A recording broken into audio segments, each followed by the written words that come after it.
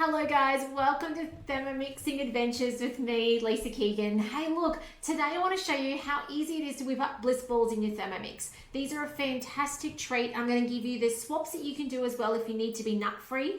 But I'm also going to tell you some sweetening options you've got and show you how quick it is. You can also double this recipe, okay? So if you want to make extras, so you've got some for the freezer, fridge ahead of time, then this is a perfect recipe to do so really easily. Now, first things first in the recipe, it asks for almonds that you mill down. I've just done that step off camera, but I'll tell you about it anyway. Do say hi if you're watching on. Now, I'm just looking at the first step. I did 10 seconds on speed 8 and I got almond meal, okay? It's 120 grams. It does say to use roasted, and you guys know me, I don't do that very often, okay? I just use what I've got. So I did that step. You can see it in here. It's sticking to the sides. That's my almond meal. Now, if you can't do almonds, that's okay. Sunflower seeds, pepitas will work beautifully in there as well, okay? It is just a nut meal that holds together the bliss balls, okay? So whatever you've got, say you don't have almonds, but you can do nuts. You could do cashews, walnuts, whatever you've got on hand as well. By the way, if you're watching on, say hi. I'd love to know that you are checking these videos out and getting more out of your Thermomix. Remember as well to head over to Thermomixing Adventures or scan the QR code that's actually on your screen, because that will take you to my website and you can then download this off my blog. Okay, so I put it on the blog the other day. Go grab it. Subscribe over to my website as well, because you'll get a whole lot of recipe suggestions, video links, early access to the info that's coming out in the months ahead by being a subscriber over there. So let's keep going. Almond meal made. So we save so much money making our own nut meals in the Thermomix, and even, you know, that ability to swap over and substitute ingredients. Now, peanut butter is something I don't normally buy, and I actually normally don't have in my kitchen. I will normally substitute in another nut, and it'll be walnuts or it'll be more almonds. I try not to do more almonds, and more likely cashews, and I'll blend them down at this step. It's 100 grams. I do have this left over from Christmas, but actually it barely got used at Christmas, so I'm really just using the rest of it. This has sugar in it.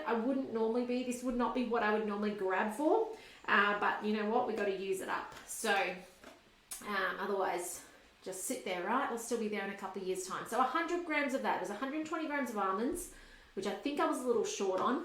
And now it's 100 grams of peanut butter. But any nut butter will do, okay? Or make your own nut butter. The other thing you could do is on the very first step, before you, or even on the almond step, put your other 100 gram in and mill it down until it releases its oils and it is soft. So you guys know you can use sesame seeds to make tahini, just milling it down until it releases the oils. All our nut butters as well, you'll find recipes to be able to make nut butters there on your cookie dough as well. So 100 grams of that, and now a couple more ingredients. Raw honey, I use rice malt, but you could use honey, maple syrup, whatever your preference is. You can even use dates. We do use dates for a lot of our bliss balls. Medjool dates are the best, in my opinion. A beautiful thing that we had at Christmas time was my mother-in-law brought some beautiful stuffed dates that she made, where she actually put peanut butter and nuts inside, and they were just absolutely delicious. Very simple, but very tasty. So another option there as well. And next up, some cocoa powder. So this is going in. How much do we need? 30 grams. It's not much at all. So I'll see if I can just shake it out without ending up with the entire container in there. So what have you been making lately? If you're watching along, let me know what has currently been featuring in your kitchen. Is there something you're making regularly at the moment? Is there something you're preparing for, you know, the year ahead, being super healthy with your food choices? What have you been doing? So that's 30 grams. I've just finally headed back to the gym, so I'm trying to be healthy with our food choices here. So eating lots of clean food, loving the chopper for making quick, fresh salads. I'm going to show you later on. I was going to say hopefully this week, but it may not happen. It might be over the weekend. I want to make a salad in a jar and show you what that looks like as well. So excited to bring you more of the chopper inspiration. Last things last is some cinnamon, quarter of a teaspoon of that, and done. What we will do is I'll scrape the sides. Otherwise what's going to happen inevitably is this is going to stay up the side, and we don't want that up there. I don't often scrape the sides, you know that, so I thought I would today, just to be different. Okay, 45 seconds on speed. Going from 1 up to 7. So you wait till it starts mixing and then you keep gradually going. And then one is going to speed up.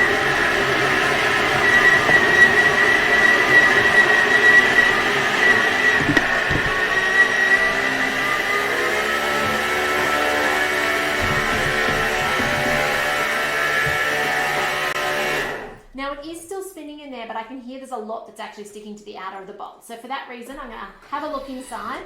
It was still chopping, you can see the bottom stuff, but the quicker it can actually chop this outer stuff down and turn it, you can see it is turning into a butter already, or yeah, kind of a butter, the better. So I do what, I'm just going to stop and I'm going to continue that step on. So up to 7 again, will need to go gradually up. See?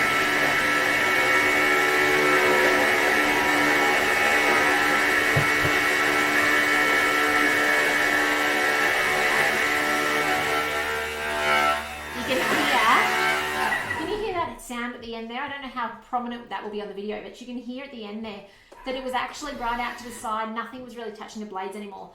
There's no harm in doing that in a Thermomix. It's not going to damage your Thermomix. It's just that it's not doing anything. So if you're there, you might as well stop it. You can scrape the sides down to do it again if you want.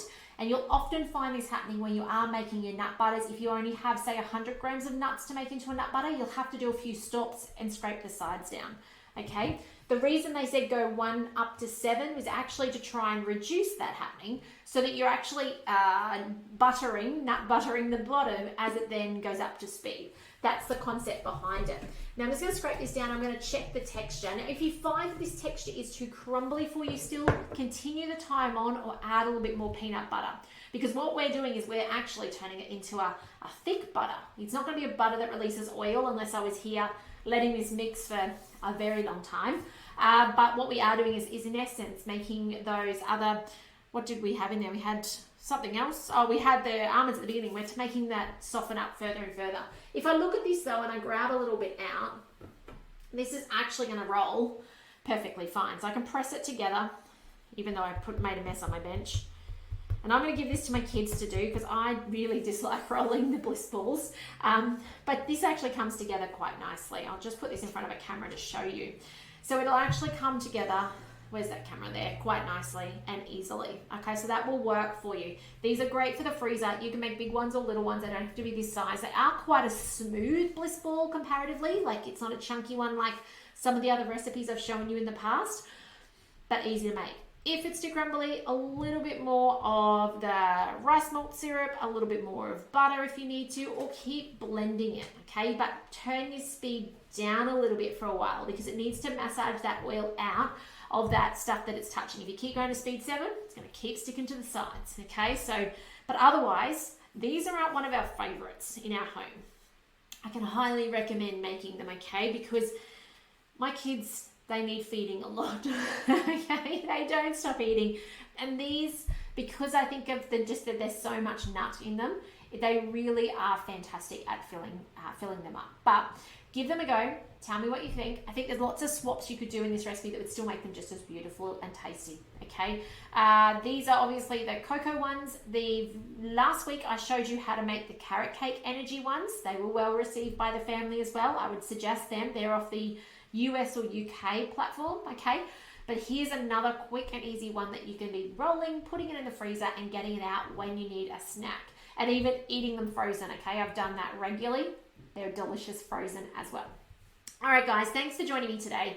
Let me know if you have any questions along the way with the Thermomixing. Remember to share this with friends and family who need a Thermomix, or maybe they've got a Thermomix and they need inspiration, because I love to make sure you are getting the very most out of your Thermomix and continually getting inspired so you can make more and more and more with your Thermomix, but so that it's getting easier and it's just something you just pick up every time. Because you know what, sometimes for the last however many years of your life, you've cooked a certain way, you've made things a certain way in your kitchen, and when life gets busy, often we revert back to those old ways, even though they're harder. It's like it's that ingrainedness in us. So that's why I show up, because I want to make sure that this becomes your natural, it becomes your easy, and you see the value in it, so that you do just keep reaching for the Thermomix before you reach for that pot, that blender, that food processor, whatever it might be. So otherwise, I hope you do find these of use, and I can't wait to see you again. I may be live again later today. Otherwise, I actually have a few things to show you over the weekend as we finish off next week the rest of the 16 recipes on here. So I think we've done about 8 or 10 so far, so I've still got some favorites on here to show you. I cannot wait to actually show you the root vegetable rotis down there. Actually, there's a lot that I still need to show you, so I'm excited to bring that to you. Download that. You'll find if you click on the images in it, it downloads those particular recipes, so you can save them to your own collection on cookiedoo.com.au. But anyway, guys, oh, one more thing I was going to make mention. You don't have to roll them. If you've got the muesli bar trays, the silicone ones from the mix shop, or even if you had circle silicone trays, you can press these in, press them firmly, and then set them in there, and then you just pop them out as you need. If they're the rectangular ones, you can slice them into sizing. Because there's no major chunks in it, it means it slices really beautifully from cold. I wouldn't try and slice from frozen, but from cold it's easy. So if you don't want to roll them and you just want to push it into a slice tray and let it chill and then cut it, it works perfectly fine too. So otherwise, guys, thanks for joining me today. I can't wait to see you in the next video soon, and take care. I'll see you then. Bye for now.